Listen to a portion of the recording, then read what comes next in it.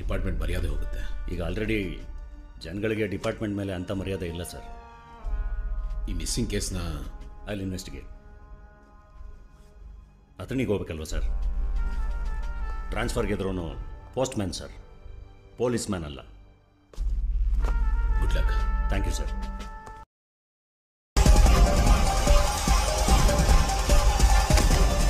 ಎಲ್ಲ ಗೊತ್ತಿಲ್ಲ ಸರ್. ನಡಿ.